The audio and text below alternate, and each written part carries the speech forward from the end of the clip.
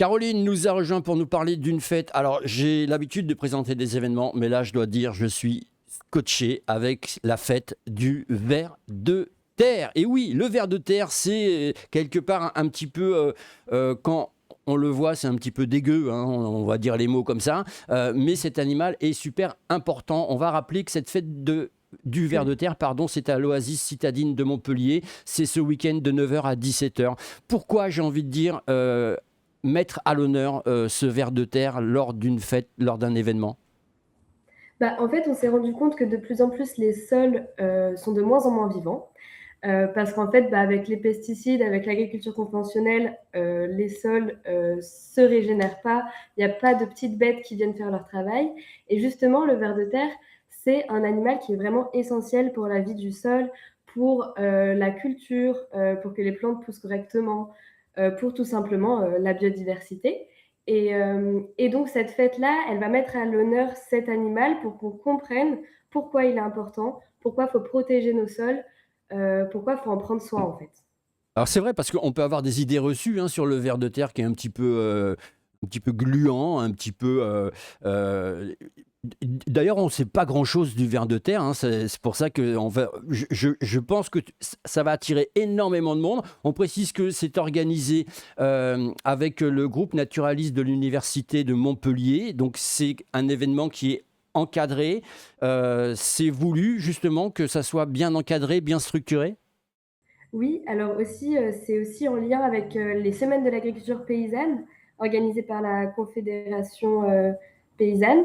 Donc oui, c'est un événement qui est vraiment encadré. Donc en fait, c'est nous qui nous sommes inscrits dans ces semaines-là. L'idée, elle nous vient du coup du GNOME. C'est un membre du GNOME qui est venu vers nous pour nous parler de l'importance des vers de terre. Donc on le savait déjà, mais de là à en faire une fête, on n'y avait pas forcément pensé. Donc il nous l'a conseillé et donc tout s'est organisé comme ça. Et on attend du coup le jour J pour que oui, pour en apprendre beaucoup plus sur les vers de terre qui en effet peuvent être un peu répugnants, mais plus on en apprend, plus on est admiratif finalement. Le ver de terre, l'équilibre des écosystèmes, on n'y pense pas assez, mais oui, c'est important. Vous allez en découvrir, vous allez découvrir plein de choses, apprendre plein de choses. Alors justement, les gens ils se disent bon, fête du ver de terre, ça m'intéresse quand même, je suis un petit peu curieux. Qu'est-ce que je vais découvrir sur place? Alors sur place, on va avoir des stands pédagogiques. Donc ça, ce sera tout au long de la journée avec des petits jeux, des informations. Il y a aussi un stand de livres tenu par les semeurs de jardin. Mais sinon, de manière plus formelle, la journée, on aura 4 ateliers, donc 2 pour les enfants et 2 pour les adultes. Pour les enfants, ce sera plus sur une découverte, une curiosité à propos du ver de terre. Et pour les adultes, on va aller un peu plus en profondeur. On va apprendre les différentes espèces des vers de terre, comment prendre soin de son sol, mais aussi comment composter avec des vers de terre, parce que c'est une manière assez durable de récupérer du terreau pour son jardin. Il y a des gens qui se disent, moi j'ai un jardin, mais alors la terre, elle est dégueulasse. Je plante des trucs, ça ne marche pas. Est-ce que ça peut être une solution, le ver de terre? Oui, dans tous les cas, l'ajout sur une terre qui est un peu qui est pauvre, l'ajout de compost, ça va toujours l'enrichir. Et donc, le ver de terre, en fait, il aime le compost, il aime la matière organique.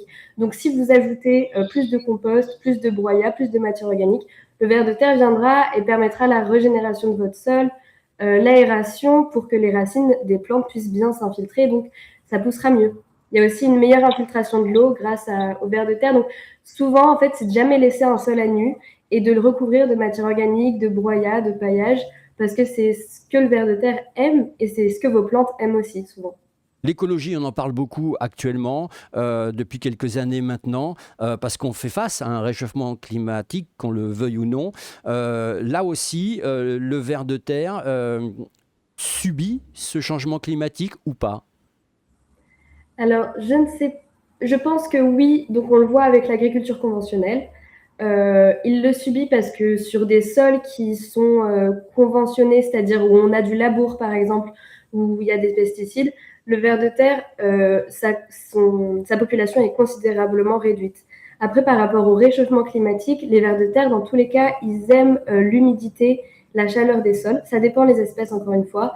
Mais Ils vont subir aussi l'érosion, donc le, le, le bouleversement de la structure du sol et tout ça.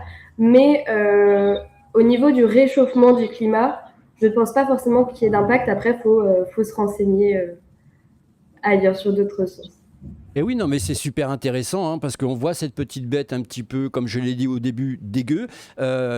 Tu m'as dit une chose que, d'ailleurs, je l'ai gardée en mémoire parce que c'est important et je ne le savais pas. Le ver de terre respire par la peau. Oui, C'est un truc de oui, dingue.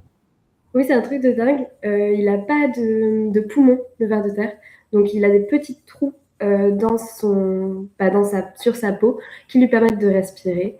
Il est aussi recouvert de mucus pour empêcher l'eau de son corps de s'évacuer. Mais donc tout ça, l'anatomie du ver de terre, elle est complètement folle.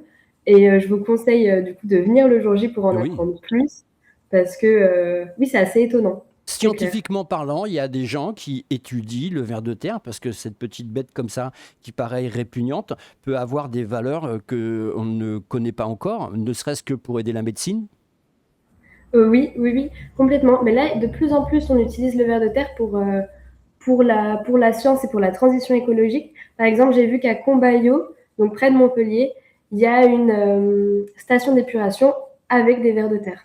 Pour assainir l'eau, on va utiliser les vers de terre. Et après, des études scientifiques sur la nature du ver de terre, là, de plus en plus aussi quand on va découvrir de nouvelles espèces pour voir comment elles fonctionnent et tout. Et en fait, il y a énormément, énormément d'espèces dans le monde. Si vous voulez en savoir plus sur le ver de terre, là aussi un événement original, marginal, mais en tout cas on y apprend, on y découvre plein de choses et ça c'est très important. Je vous rappelle que sur place il y aura bien sûr buvette, restauration sur place. Là aussi important, les pique-niques sont autorisés. Donc ça c'est quand même super sympa. Il y a une tarification pour participer à des ateliers gratuits, payants. Alors, c'est gratuit, mais c'est à prix libre. Donc, c'est-à-dire que vous pouvez mettre zéro, mais vous pouvez, si vous souhaitez soutenir l'association, mettre un peu plus. Je souhaite aussi préciser que le jour J, il y a une tombola. Donc, c'est super, ça me permet aussi de nous soutenir et vous pouvez remporter des lots grâce à ça. Donc, on a divers lots. Vous pourrez avoir des ateliers, un lot de bière de l'Oasis, du vin de l'Oasis aussi. Et le gros lot du jour J, c'est le lombricomposteur. Donc, il sera prêt à l'emploi et on vous expliquera comment l'utiliser chez vous. Et Voilà. peut-être rappeler, c'est une association. Oui, l'Oasis Citadine, c'est une association, c'est une ferme pédagogique en permaculture. Donc, c'est de l'agriculture raisonnée, durable, etc. C'est un jardin partagé avec du coup une adhésion pour être membre et c'est vraiment tourné autour de la formation plus que la production. Donc, quand vous venez, on vous forme, on vous apprend les principes de la permaculture et tout ça. Eh bien, ça, c'est important de signaler. Notez bien l'Oasis citadine pour leur filer un petit coup de main parce qu'on ne se rend pas compte comme ça. C'est énormément de travail, ne serait-ce qu'à construire un événement, mais encore plus quand on construit un événement pédagogique où on apprend des choses, où on découvre des choses. C'est très important. Je vous rappelle que c'est ce week-end et c'est ouvert à tout public et puis bah voilà comme l'a dit Caro, vous donnez ce que vous voulez par rapport aux ateliers, c'est très important. Merci beaucoup Caro. Bah, merci à vous. Merci de nous recevoir. Merci pour cette médiation. C'est superbe.